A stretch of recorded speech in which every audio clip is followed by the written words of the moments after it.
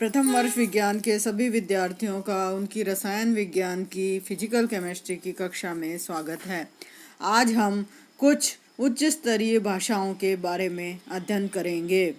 Computer में उच्च स्तरीय भाषाओं का बहुत महत्व है, क्योंकि उच्च स्तरीय भाषाओं में आंतरिक परिपथ पर डिपेंडेंसी नहीं होती है। साधारण व्यक्ति भी इनको अच्छी प्रकार से काम में ले सकता है। इसके अंदर गलती खोजना आसान होता है, कार्य कंपाइलर स्वयं कर देता है, प्रोग्राम लिखने में कम समय और कम श्रम लगता है, अतः प्रोग्रामिंग की लागत कम आती है। इन भाषाओं में प्रोग्राम का रख रखाव आसान होता है। इन उच्च स्तरीय भाषाओं में कुछ भाषाएं हैं: BASIC, FORTRAN, COBOL, Pascal, C and C plus plus, Prolog, LISP या लिस्प और जावा। इन सब के बारे में थोड़ा थोड़ा आपको ब्रीफ आइडिया देना है, ज़्यादा डिटेल अपने सिलेबस में नहीं है। BASIC means beginners all purpose symbolic instruction code. सन 1964 में जॉन कैनरी और थॉमस कुर्टज ने अमेरिका में इस भाषा का आविष्कार किया था। ये भाषा सीखने और समझने में काफ़ी आसान है। विद्यालयों में छात्रों को प्रोग्रामिंग के सामान्य पदों को समझाने के लिए यह एक उपयुक्त भाषा है। इस भाषा को मशीनी भाषा में परिवर्तित करने के लिए इंटरप्रेटर का उपयोग या एक अनुवादक की तरह से उपयोग करते हैं। बेसिक का उपयोग वैज्ञानिक और व्यावसायिक दोनों प्रकार के कार्यों के लिए किया जाता है, परंतु अभी तक इसका मानक स्वरूप प्रकाशित नहीं हो पाया है। दूसरी लैंग्वेज है फॉरट्रॉन, FORTRAN, फॉर्मूला ट्रांसलेशन। वैज्ञानिकों और इंजीनियरों के द्वारा प्रयोग में लाई जाने वाली यह सबसे पुरानी और प्रचलित भाषा है। इसे 1957 में IBM नामक संस्था ने विकसित किया था। गणितीय सूत्रों को इस भाषा में आसानी से अभिव्यक्त किया जाता है तथा बीजगणित की जटिल समस्याओं को हल करने में इस भाषा का अधिक उपयोग होता है। आजकल फॉरट्रॉन भाषा के कई विकसित रूप आ चुके हैं, जैसे फॉरट्रॉन 4, फॉरट्रॉन 77, फॉरट्रॉन 88 आदि। COBOL, common business oriented language. COBOL का मतलब है कॉमन बिजनेस ओरिएंटेड लैंग्वेज। ये भाषा मुख्य व्यावसायिक कार्यों के लिए प्रयोग में लाई जाती है। इस भाषा को CODASYL नामक समिति के सहयोग से 1959 और 60 में प्रस्तावित किया गया। 1966 में ANSI यानी अमेरिकन नेशनल स्टैंडर्ड इंस्टीट्यूट के द्वारा इसे मान्यता प्राप्त हुई। इस भाषा का प्रयोग अंग्रेजी में लिखी गई रिपोर्ट जैसा होता है। कोबाल में लिखे प्रोग्राम में वाक्यों, पैराग्राफ, वर्ग आदि का उपयोग होता है। यह सर्वाधिक डॉक्यूमेंटेड भाषा है। प्रोग्रामों में विभिन्न स्तरों पर रिमार्क या कमी लिखने की सुविधा होती है और इस कारण इस भाषा को समझने में सरलता होती है। 4 नंबर है पास्कल, PASCAL। 1970 में निकोलस विर्थ ने इस भाषा को खोजा था। इस भाषा का नाम प्रसिद्ध वैज्ञानिक ब्लेज पास्कल के नाम पर रखा गया। इस भाषा में एक मुख्य प्रोग्राम तथा छोटे छोटे तार्किक उप प्रोग्राम होते हैं, जिन्हें आवश्यकता अनुसार मुख्य प्रोग्राम के द्वारा उपयोग में लाया जाता है। इस भाषा में लंबे व जटिल प्रोग्रामों को छोटे प्रोग्रामों में विभक्त कर दिया जाता है और आवश्यकता अनुसार उन्हें आपस में जोड़ देते हैं। यह भाषा व्यावसायिक और वैज्ञानिक दोनों क्षेत्रों में उपयोगी होती है। अगली भाषा है C++। यह आजकल सर्वाधिक लोकप्रिय व प्रचलित भाषा है। 1972 में अमेरिका के डेनिस रिची ने इस भाषा को विकसित किया।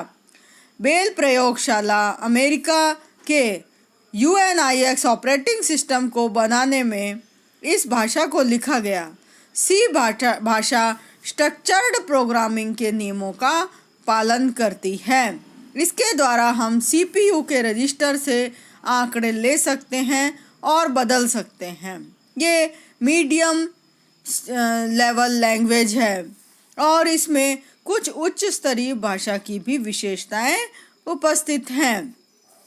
C++ एक ऑब्जेक्ट ओरिएंटेड भाषा है। प्रोलॉग PROLOG प्रोग्रामिंग लॉजिक, यह एक तार्किक गतिविधि प्रदान एवं नई प्रोग्रामिंग भाषा है। इस भाषा को कंप्यूटर में कृत्रिम बुद्धिमत्ता या आर्टिफिशियल इंटेलिजेंस शामिल करने में उपयोग में लाया जा रहा है और इसका उपयोग लगातार बढ़ रहा है। प्रोलॉग वाली जो भाषा है वो आर्टिफिशियल इंटेलिजेंस के अंदर काम आती है। अगला है नंबर 7 LISP यानी लिस्ट प्रोसेसिंग। लिस्ट प्रोसेसिंग का आविष्कार मैकार्थी ने किया था। यह तार्किक गणनाओं के लिए एक शक्तिशाली भाषा है। इसकी तार्किक गुणवत्ता के कारण इसको भी कृत्रिम बुद्धिमत्ता, प्राकृतिक भाषा संसाधन या नेचुरल लैंग्वेज प्रोसेसिंग तथा खेलों के अनुरूपण आदि विभिन्न क्षेत्रों में प्रयुक्त किया जाता है। अगली भाषा है जावा JAVA। इंटरनेट का उपयोग एवं सॉफ्टवेयर विकसित करने वालों के द्वारा इस भाषा का सर्वाधिक उपयोग किया जाता है। इंटरनेट पर आधारित अनुप्रयोगों में इस भाषा का अत्यधिक प्रयोग होता है। यह भाषा भी ऑब्जेक्ट ओरिएंटेड प्रोग्रामिंग OOP पर कार्य करती है। प्रारंभ में इस भाषा को OAK का नाम दिया गया तथा 1955 में इसे जावा कहा गया। इस भाषा में C तथा C++ दोनों के गुण विद्यमान होते हैं। इंटरनेट और प्रोग्रामिंग व्यवसाय से जुड़े व्यक्तियों के लिए यह भाषा अत्यंत उपयोगी है, परंतु शुरू में इसे समझना व सीखना कठिन होता है। इसके द्वारा प्रभावशाली और क्रियाशील प्रोग्रामिंग हो सकती है। प्रोग्रामिंग कॉन्सेप्ट के बारे में अब हम अध्ययन करते हैं। प्रोग्रामिंग कॉन्सेप्ट या प्रोग्रामिंग की अवधारणा। कंप्यूटर पर किसी प्रश्न या समस्या को हल करने के लिए जो योजना बनाई जाती है उसे प्रोग्राम कहते हैं। दूसरे शब्दों में उपर्युक्त क्रम में व्यवस्थित निर्देशों का समुच्चय प्रोग्राम कहलाता है। प्रोग्राम के द्वारा कंप्यूटर से विशेष कार्य कराया जा सकता है। जो व्यक्ति प्रोग्राम लिखता है उसे प्रोग्रामर कहते हैं। प्रोग्राम विकसित करने की प्रक्रिया को हम 6 चरणों में पूरा करते हैं। It means group of instruction in a systematic manners are called as program. तो जो सिस्टमेटिक मैनर में हम इंस्ट्रक्शन का समूह इकट्ठा करते हैं उसको हम प्रोग्रामिंग कहते हैं। प्रोग्रामिंग के 6 स्टेप्स हैं। सबसे पहला है विश्लेषण या एनालिसिस, दूसरा है डिज़ाइन, थर्ड है कोडिंग, फोर्थ है डिबगिंग, फिफ्थ है डॉक्यूमेंटेशन, सिक्स्थ है maintenance and then again analysis. तो इस तरह से 6 स्टेप के अंदर पूरी प्रक्रिया होती है, जिसका लाइनर डायग्राम मैंने आपको ब्लैक बोर्ड पर इस पे स्क्रीन पर लिखा है। Number first step analysis, second है एनालिसिस या विश्लेषण के बारे में हम बात करते हैं। एनालिसिस इस के पहले चरण में प्रोग्रामर दी गई समस्या का विश्लेषण करता है और पता लगाता है कि कंप्यूटर से उक्त समस्या का समाधान संभव है या नहीं है। समाधान के लिए इनपुट क्या होना चाहिए, आउटपुट क्या चाहिए और उसके लिए क्या क्या संक्रियाएं या ऑपरेटर करने होंगे आदि का विचार। यदि इन सभी बिंदुओं पर विचार करने के बाद यह लगे कि समस्या का समाधान हो सकता है, तब हम अगले चरण यानी डिज़ाइन के ऊपर जाते हैं। दूसरा इसका जो स्टेप है प्रोसीजर का, वो है डिज़ाइन। समस्या के समाधान हेतु प्रोग्रामर के द्वारा एक रूपरेखा तैयार की जाती है जिसको कि हम डिज़ाइन कहते हैं। डिज़ाइन में डाटा फ्लो डायग्राम बनाना और कुछ टूल्स आदि का उपयोग करके रूपरेखा तैयार करना इसमें आता है। तीसरा स्टेप है कोडिंग। कोडिंग इस चरण में प्रोग्रामर पिछले चरण में बनाई रूपरेखा को प्रोग्राम की भाषा में निरूपित करता है। प्रोग्राम की भाषा इस तरह की होनी चाहिए जो सरल हो, जो मेमोरी का प्रभावी रूप से उपयोग कर सके, यानी जो कंप्यूटर मेमोरी का प्रभावी रूप से उपयोग कर सके तथा कम समय में प्रोसेसिंग इसकी हो जाए। तो इस तरह से उसकी कोडिंग की जाती है। अब अगला है डीबगिंग। डीबगिंग का मतलब होता है गलती ढूंढना। इस चरण में बनाए गए प्रोग्राम में त्रुटि को ढूंढना और उसे ठीक करने का कार्य किया जाता है। इस प्रक्रिया को डीबगिंग कहते हैं, अर्थात बग को हटाना। डीबगिंग करने वाला व्यक्ति प्राय प्रोग्रामर के अलावा होता है। डीबगिंग 3 स्टेप में होता है। 4A चौथी स्टेप का फर्स्ट पार्ट है। 4A है structured walk through, dry run and independence inspection. सबसे पहले हम बात करते हैं ड्राई रन की। ड्राई रन इस विधि में प्रोग्रामर पूरे प्रोग्राम को कागज पर ही क्रियान्वित करके त्रुटियों को ढूंढकर दूर कर देता है। प्रत्येक वेरिएबल के मान हर एक निर्देश के क्रियान्वयन के बाद देखा जाता है कि मान में सही परिवर्तन हो रहा है या नहीं है। प्रोग्राम का प्रवाह अथवा निर्देशों का क्रियान्वयन समय सही है या नहीं है। दूसरा जो है वो है structured walk through. Structured walk through में प्रोग्रामर किसी अन्य समूह से प्रोग्राम का निरीक्षण करवाता है, यानी दूसरे से गलतियां निकलवाता है अपनी, और गलतियों का निराकरण करके प्रोग्राम को ज़्यादा अच्छा या अधिक कुशल बनाया जाता है। तीसरा है इंडिपेंडेंट इंस्पेक्शन।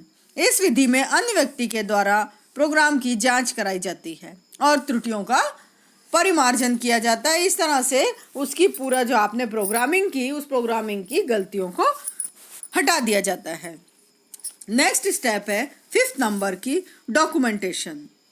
डॉक्यूमेंटेशन के चरण में प्रोग्रामर एक निर्देश पुस्तिका या इंस्ट्रक्शन मैनुअल तैयार करता है जिसमें प्रोग्राम को क्रियान्वित करने के लिए सभी दिशा निर्देश लिखे होते हैं, अर्थात कोई प्रोग्राम किस कार्य के लिए बनाया गया है और किन किन फाइलों का उपयोग होगा, तो उसकी संरचना क्या है आदि सभी दिशा निर्देश पुस्तिका में लिखे हुए होते हैं।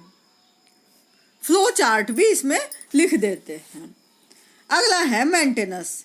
व्यावसायिक डाटा प्रोसेसिंग के समय के साथ साथ आवश्यकताएं बदल जाती हैं, इसीलिए ऐसी स्थिति में प्रोग्राम के कुछ समय तक प्रयोग में आने के बाद उसमें परिवर्तन की आवश्यकता होती है और आवश्यकता अनुसार प्रोग्राम में बदलाव लाना प्रोग्राम मेंटेनेंस कहलाता है। कंप्यूटर के कार्य करने की प्रक्रिया अत्यंत जटिल होती है तथा कंप्यूटर में अपनी मेमोरी होती है परंतु इंटेलिजेंसी नहीं होती है। अतः कंप्यूटर द्वारा किसी विशेष कार्य का संपादन कराने के लिए प्रोग्राम त्रुटि रहित होना चाहिए। कंप्यूटर प्रोग्रामिंग में उच्च स्तरीय भाषाओं का प्रयोग लाभदायक है। उच्च स्तरीय भाषाओं में लिखे प्रोग्राम को कंप्यूटर पर रन करने के लिए इंटरप्रेटर और कंपाइलर की ज़रूरत पड़ती है। तो इस तरह से किसी विशेष कार्य के लिए भाषा का चयन और आगे प्रोग्राम किस तरह का बनाना है, दोनों ही बातें महत्वपूर्ण हैं। तो इस तरह से कंप्यूटर के संबंध में कंप्यूटर की हाई लेवल लैंग्वेज कौन कौन सी तरह की होती हैं, किस तरह से उपयोगी हैं और किस तरह से कंप्यूटर में प्रोग्रामिंग की जाती है या प्रोग्रामिंग के क्या कॉन्सेप्ट हैं, इसके बारे में आपको बताया। धन्यवाद।